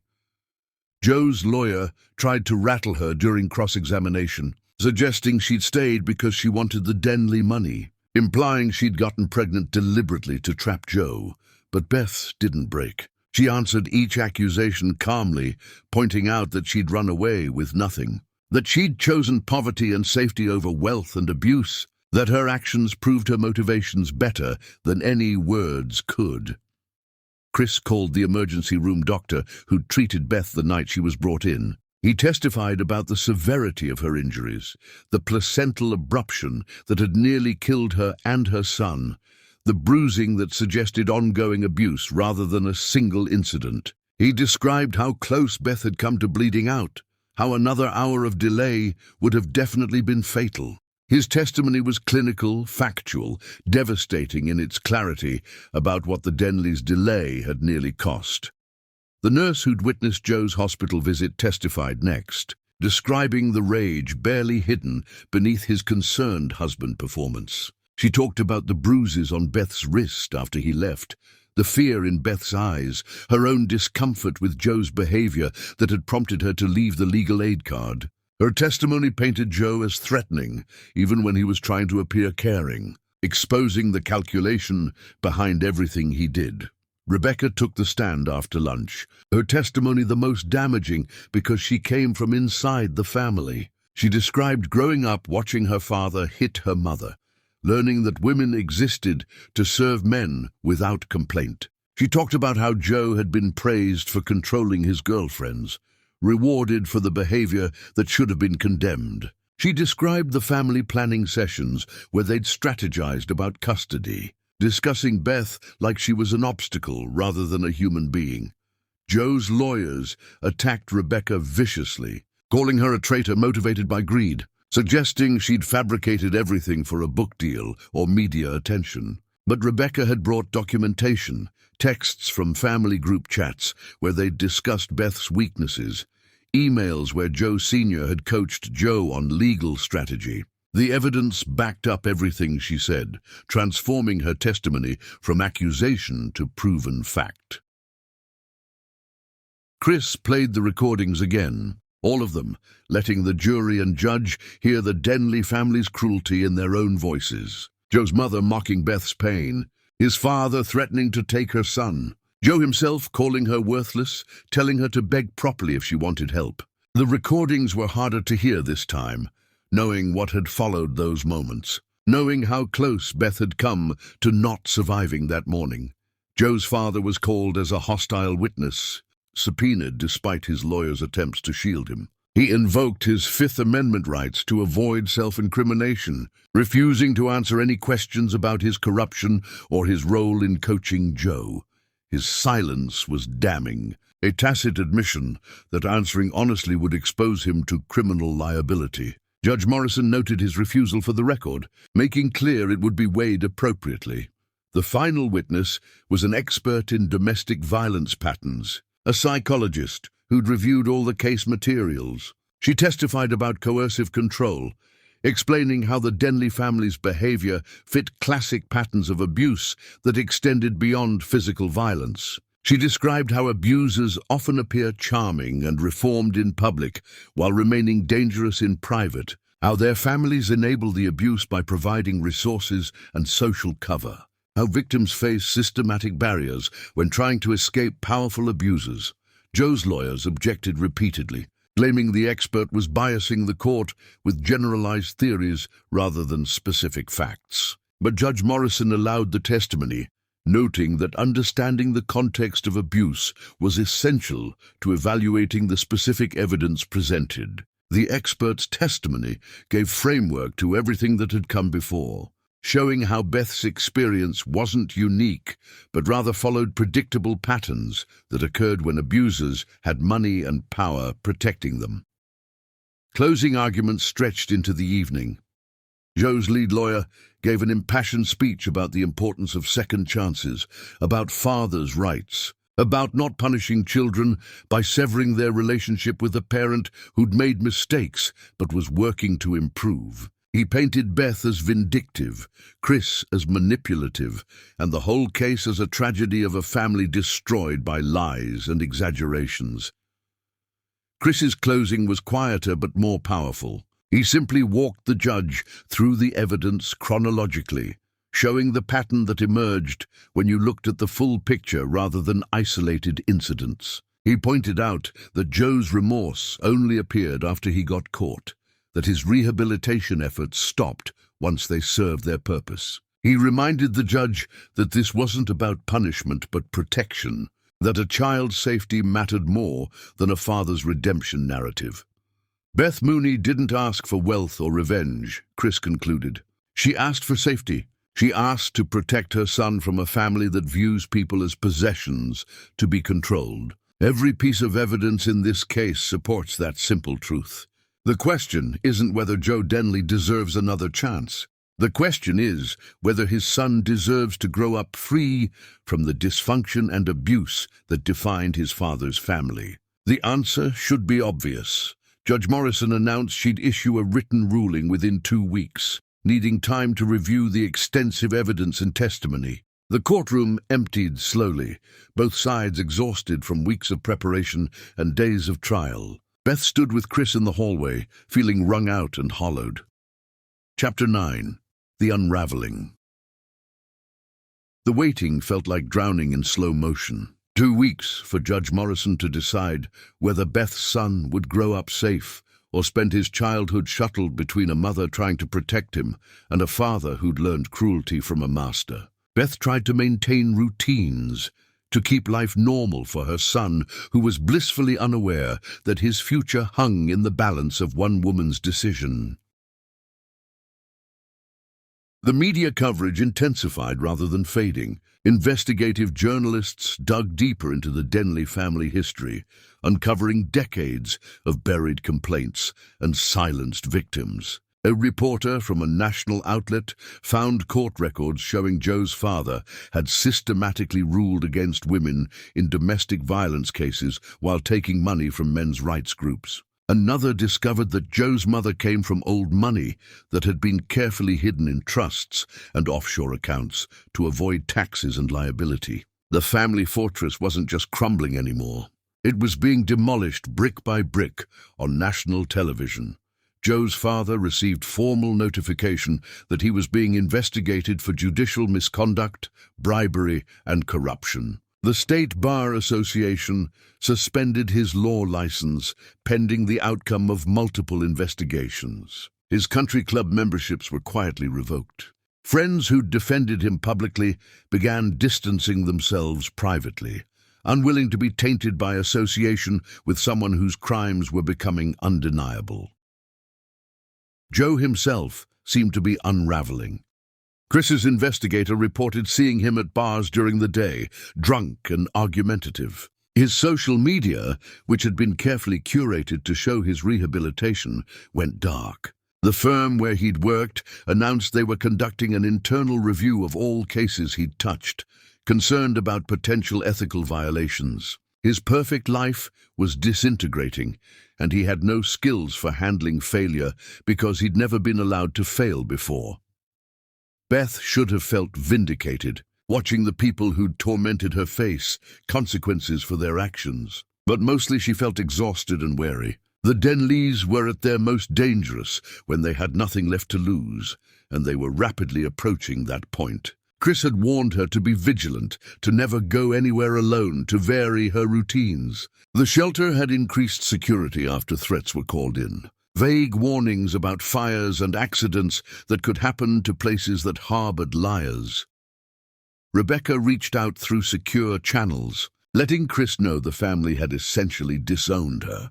She'd been cut off financially and kicked out of her apartment, but she'd also been offered a job at an organization that helped survivors of family abuse, using her legal training and insider knowledge to help others escape situations like the one she'd finally left.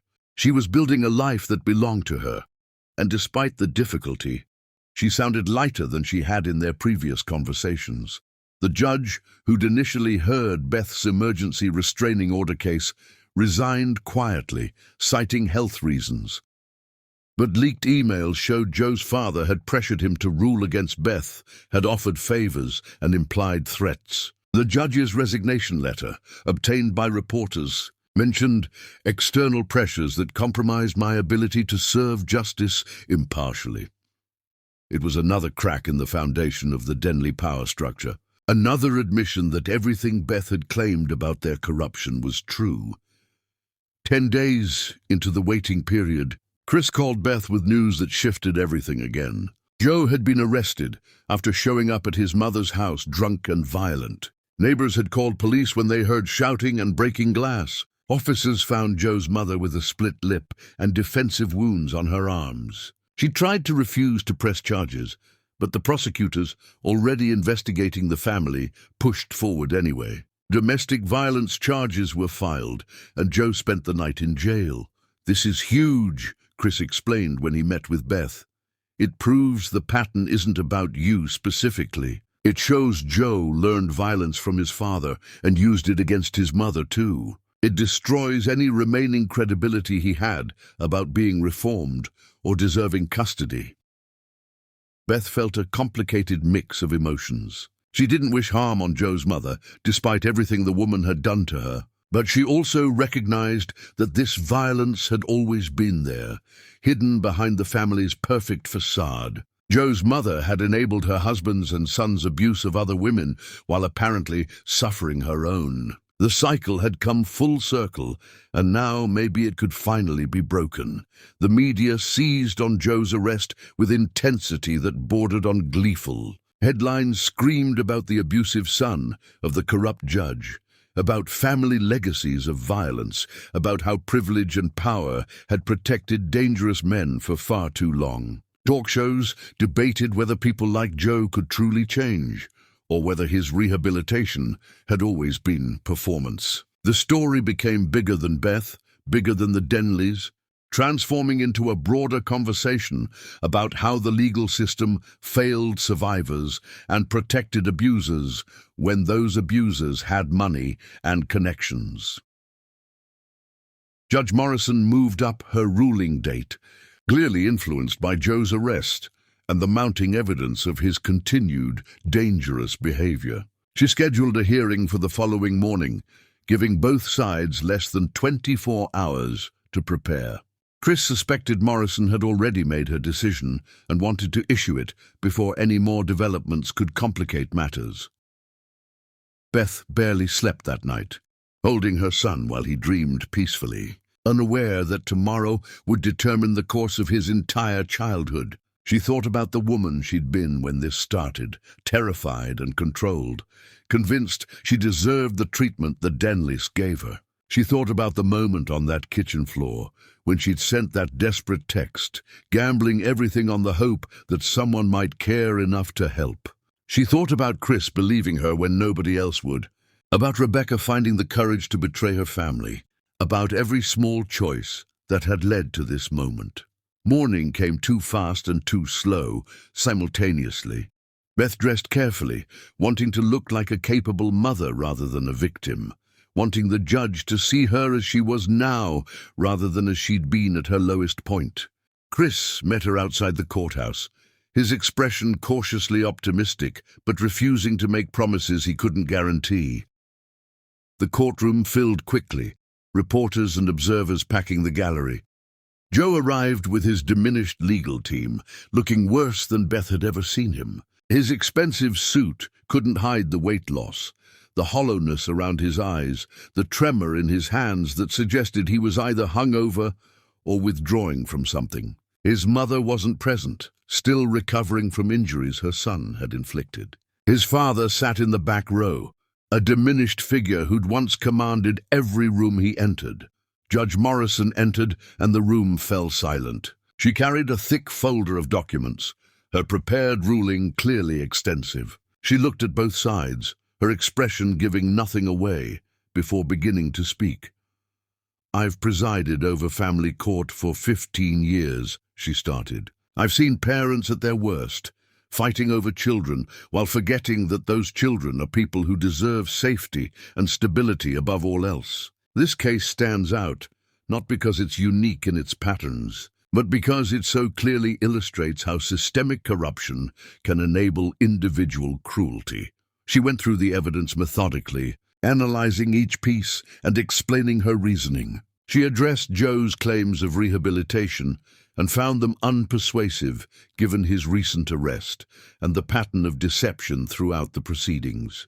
She examined the Denley family's behavior and concluded they'd systematically worked to undermine Beth's rights while planning to take full custody through manipulation of the legal system. The evidence shows conclusively that Joseph Denley has not changed in any meaningful way. He has learned to perform contrition while continuing to engage in controlling and violent behavior. His family has enabled this behavior for generations, creating an environment where abuse is normalized and victims are blamed for the violence inflicted upon them. Judge Morrison's voice grew stronger, more forceful. "This court will not reward that behavior or subject a child to an environment where violence is an accepted tool of control." The evidence regarding Mr. Denley Sr.'s corruption, while technically separate from this custody matter, demonstrates the family's willingness to abuse power and manipulate systems meant to protect the vulnerable. She looked directly at Joe, her expression hardening. "You had every advantage, Mr. Denley, money, education, social position, and chance after chance to demonstrate genuine change. Instead, You used those advantages to continue patterns of abuse while hiding behind a facade of rehabilitation. Your recent arrest for assaulting your own mother proves conclusively that the threat you pose is real and ongoing. Then Morrison turned to Beth, her expression softening slightly. Ms. Mooney has shown remarkable courage in escaping an abusive situation and fighting for her son's safety despite facing a system tilted against her. She has cooperated fully with all evaluations, maintained stable housing despite limited resources, and consistently put her child's needs above her own desire for revenge or retribution. The judge looked down at her ruling, then back up at the courtroom. Therefore, this court terminates the parental rights of Joseph Denley. He will have no legal relationship with the child, no visitation rights, and no claim to custody. The restraining order protecting Ms. Mooney is made permanent. Furthermore, I'm referring this case to the District Attorney's Office for potential criminal prosecution related to the assault that precipitated Ms. Mooney's medical emergency. The courtroom erupted. Reporters rushed for exits to file their stories. Joe's lawyers immediately began objecting, calling for appeals, but Morrison silenced them with a single look. Joe himself sat frozen, his face cycling through disbelief, rage, and something that might have been devastation if Beth was feeling generous enough to interpret it that way. Beth felt Chris's hand on her shoulder, steadying her as relief crashed through her system like a wave. She'd won. Not just this hearing, but everything. Her son was safe. The Denleys had no legal power over them anymore. The nightmare that had started on that kitchen floor was finally, officially over. Morrison wasn't finished. I want to address everyone in this courtroom. This case should never have been this difficult. Ms. Mooney should have been believed and protected from the beginning. The fact that it took federal investigations and national media coverage for the system to function properly is a damning indictment of how we handle domestic violence cases, particularly when abusers have money and influence. I hope this case serves as a catalyst for examining and reforming how we protect survivors and hold abusers accountable. She gathered her papers, preparing to leave. This court is adjourned. Miss Mooney, I wish you and your son every happiness. You've earned it. Outside the courthouse, cameras and microphones surrounded them. Chris handled most questions, but reporters kept asking Beth directly how she felt, what she wanted to say. She thought about everything she'd endured, every moment of fear and pain and desperate hope. She thought about other women still trapped in situations like hers, still being told they were crazy or vindictive when they tried to escape. I hope this makes it easier for the next woman, Beth said into the microphones. I hope she won't have to fight as hard as I did to be believed and protected. Nobody should have to nearly die before the system takes domestic violence seriously, and nobody's money or power should ever be allowed to override a child's safety. Someone asked if she had anything to say to Joe. Beth looked back at the courthouse, seeing him being led out by his lawyers, a broken figure who'd lost everything because he'd never learned that other people weren't possessions to control. She felt no satisfaction in his downfall, but she felt no pity either. I hope he learns that actions have consequences, even for people who think they're above accountability. And I hope his son never becomes the kind of man his father was. Then she walked away from the cameras, from the courthouse, from the entire chapter of her life that the Denleys had dominated. Chris walked beside her, and her son babbled happily in her arms, reaching for the sunlight like he knew they were walking into something better. Chapter 10. The Reckoning and Rebirth. 8 months later, Beth stood in the small house she'd managed to rent, using money from a victims' compensation fund and her new job at a non-profit helping domestic violence survivors. It wasn't much, just 2 bedrooms and a kitchen that needed updating, but it was hers. Nobody could take it away. Nobody could use it to control her. The lease was in her name, and every morning she woke up in a space that belonged to her felt like a small miracle. Her son was walking everywhere now. chattering in sentences that almost made sense, developing a personality that was all his own and nothing like Joe. He loved books and blocks and the small dog they'd adopted from the shelter. He had no memory of the Denley house or the people who'd wanted to shape him into their image. For him, this was the only life he'd ever known, one filled with stability and gentleness and unconditional love. Beth had enrolled in college, studying social work with focus on family law. The classes were difficult. Fitting them around work and parenting required careful scheduling, but she was building towards something meaningful. She wanted to help other women navigate the system that had nearly failed her, wanted to be the voice that said, "You deserve better, and I believe you, and you're not alone." Chris came by regularly, having become not just her lawyer, but her friend and her son's godfather. They'd gotten through something together that bonded them in ways that went beyond professional relationships. He'd left his old firm and opened his own practice, specializing in family law and domestic violence cases. Business was good, because sadly there was no shortage of people needing help escaping situations like Beth's. "I have news about the Denleys," Chris said one evening, sitting at Beth's small kitchen table while her son played on the floor nearby. "Joe Sr. was formally disbarred last week. The corruption charges resulted in a conviction, and he's looking at potential prison time when sentencing happens next month." Beth absorbed this information without the triumph she might have expected to feel. Joe's father would face consequences, and that was important, but it didn't erase the damage he'd caused over decades of abusing his power. What about Joe? Took a plea deal on the domestic violence charges. Mandatory anger management, probation, and a criminal record that will follow him forever. His mother finally left him and moved to another state. Rebecca told me she's staying with distant relatives and refusing all contact with her son and former husband. And Joe himself, Chris hesitated, working at a warehouse last I heard. Lost everything. His reputation, his career, his family, any claim to his son. He's living in a small apartment and barely getting by. Some people might say he's suffering enough. Beth thought about the man who'd grabbed her at 5 in the morning and demanded breakfast while she was in labor, who'd mocked her pain and let her collapse on the kitchen floor. She thought about the patterns of cruelty that had been passed down through his family, each generation learning that violence was acceptable and women existed to absorb it. She didn't feel satisfaction in Joe's downfall, but she didn't feel guilt either. He's alive and free to rebuild his life however he wants. That's more than he nearly left me with. Beth watched her son stack blocks, his concentration absolute and beautiful. I hope he becomes better.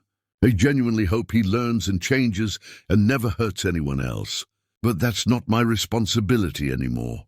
Chris smiled, something like pride crossing his face. You've come a long way from the woman who sent that desperate text message. I've come a long way from the woman who thought she deserved how they treated her, Beth corrected gently. That's the real difference. The doorbell rang, and Beth opened it to find Rebecca standing there with a bottle of wine and a nervous smile. She'd become an unexpected ally, her testimony having been crucial and her ongoing support meaningful. She was building her own life too, working with domestic violence organizations and speaking publicly about growing up in abusive households. The three of them had formed an unlikely friendship built on shared understanding of how systems failed and how people could find strength in the most unlikely places.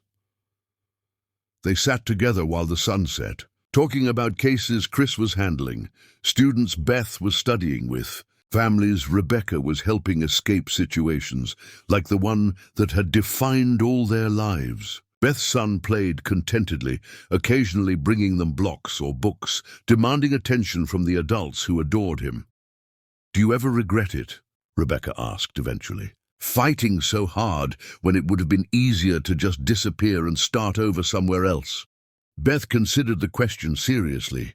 Fighting the Denleys had cost her years of her life, had required her to relive trauma repeatedly in courtrooms and interviews. It would have been simpler to change her name, move somewhere they'd never find her, build a quiet life without confrontation. But simplicity wasn't always the same as right. If I'd run and hidden, they would have done it to someone else. Joe would have found another woman to abuse. His father would have continued corrupting the system, and their power would have stayed intact. Beth picked up her son, settling him on her lap. Fighting them broke something in that cycle.